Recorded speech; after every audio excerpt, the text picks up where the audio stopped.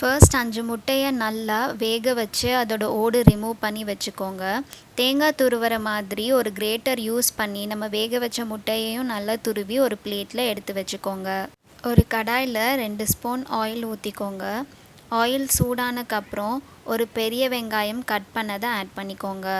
வெங்காயம் நல்லா ஃப்ரை ஆன பிறகு அதில் 1 spoon garam masala powder, 1/4 spoon pepper powder, 1/2 spoon மிளகாய்த்தூள் அண்ட் இந்த மசாலாவுக்கு தேவையான கொஞ்சம் உப்பு சேர்த்துக்கோங்க.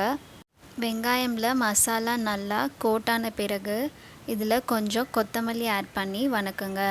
இப்போ இது நல்லா ஃப்ரை ஆகிடுச்சு.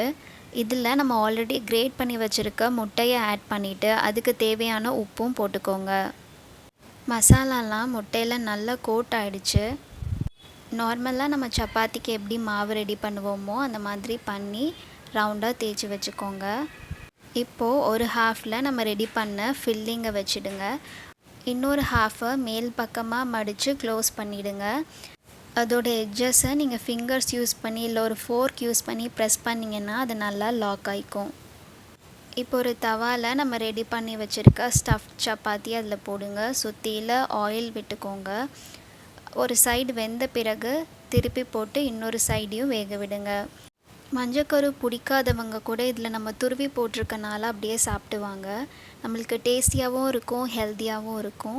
நீங்கள் முட்டை தான் போட்டு பண்ணணும்னு இல்லை, வேறு வெஜிடபிள்ஸ் கூட உங்களுக்கு பிடிச்ச மாதிரி போட்டு பண்ணலாம். இப்போது இது 2 பக்கமும் வெந்த பிறகு எடுத்திங்கன்னா நம்மளோட சுவையான ஸ்டஃப்ட் சப்பாத்தி ரெடி.